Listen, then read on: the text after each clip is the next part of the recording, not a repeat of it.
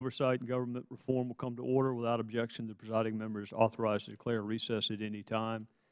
We welcome you, Admiral. We have votes that are pending, so Mr. Cummings and I are going to try to get our opening statements in, and then we'll recognize you for yours, time allowing, and then we'll come back after votes. But welcome.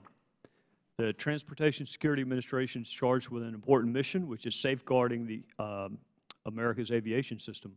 TSA screens over 2 million passengers daily at over 430 airports. There is no margin for error, so consequently, their mission requires constant vigilance in an ever-evolving threat environment. To meet this demanding responsibility, TSA must run efficiently and effectively. It must directly address security threats. It must encourage open dialogue. It must foster a culture of leadership. And while Congress recognizes TSA is under relatively new leadership, and while we also acknowledge and recognize that doing your job effectively is not always, in the current environment, noteworthy, those two facts notwithstanding, TSA in some instances has fallen short of the important mission that they have been afforded. In 2015, the committee received allegations of senior-level misconduct and whistleblower retaliation, and consequently launched an investigation. During the course of the investigation, the committee conducted 11 transcribed interviews, met and spoke with dozens of whistleblowers, and reviewed thousands of pages of documents. The committee held 5 public hearings, including today's. Yesterday, the committee released its investigative report and the result of findings. As detailed in the report, the committee's investigation discovered senior TSA officials engaged in patterns of misconduct, resulting in very minimal consequences. In December of 2014, TSA's Office of Inspection launched an investigation into Assistant Administrator Joseph Salvador. The complaint alleged Mr. Salvador committed misconduct by having an inappropriate relationship with a subordinate, misusing his official position during the hiring process, and lacking candor with investigators. Through its investigation, the Office of Inspection determined Salvador committed several acts of misconduct and recommended that he be fired. Despite the recommendation, TSA leadership chose not to terminate Salvador. In the same hour Salvador received OPR's notice of proposed removal, the Chief Counsel's office offered a settlement agreement, recommending, instead of dismissal, a 14-day suspension and a demotion with no loss in pay. Not surprisingly, Salvador accepted. The Department's Office of Inspector General discovered the same pattern. In their report, the OIG concluded TSA senior leaders deviated from standard policy and practice in a number of key respects, indicating that the Assistant Administrator received unusually favorable treatment in the resolution of his disciplinary matter. The committee also found senior TSA officials used involuntary directed reassignments as a means of retaliating against disfavored employees, including whistleblowers. Initially, directed reassignments, which relocate employees from airport to airport, were intended to improve the workforce and thereby security at airports. Senior officials at TSA headquarters, however, soon used them as a tool of reprisal to force whistleblowers or disfavored employees to relocate airports, often 100 miles away, and in some instances, several states away. In May of 2018, the Office of Special Counsel settled a set of these retaliation cases with TSA for $1 million. In this case, 3 TSA employees who raised operational issues at Honolulu Airport were relocated from Hawaii, where their homes and families lived, to mainland U.S. They were forced to report to their new assignment within just a few days.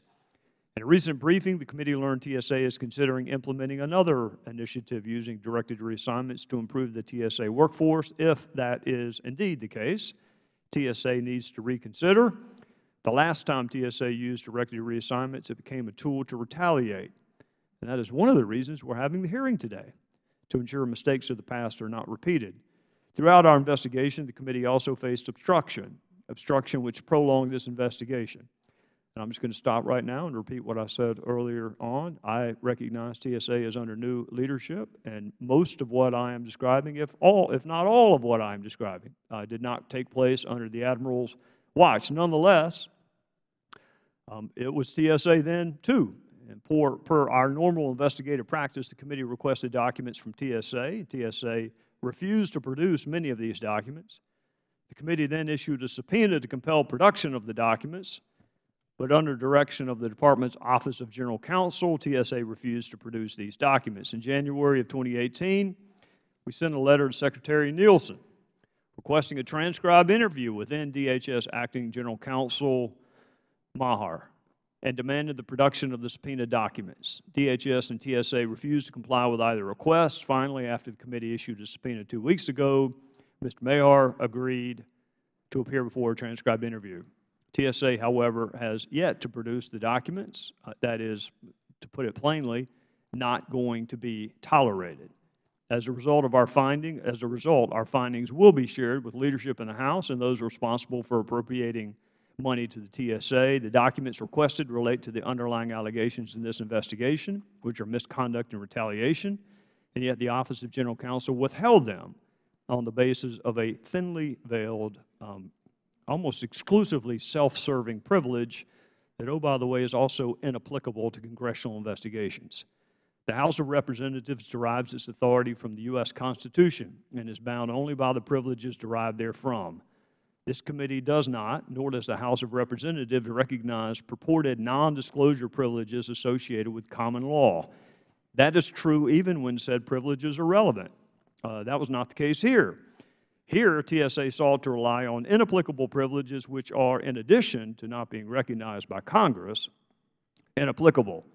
It appears, at least to this member, TSA sought to withhold this information through DHS General Counsel from Congress because TSA simply believed it could. It is a responsibility of the House, and that includes all members, irrespective of political ideation, to thwart such intransigence. TSA needs to produce these documents to the committee in full. The problems laid out in the committee's report are not simply issues of the past. TSA officials involved in wrongdoing, in some instances, remain in senior positions today. A number of OSC whistleblower cases have yet to be resolved. TSA and DHS OGC continue to refuse to produce compelled documents and material facts to the committee. TSA must continue to improve its leadership accountability and its culture.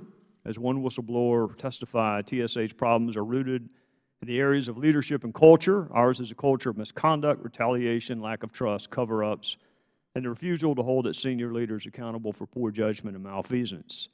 And for the safety of our nation, TSA must do better.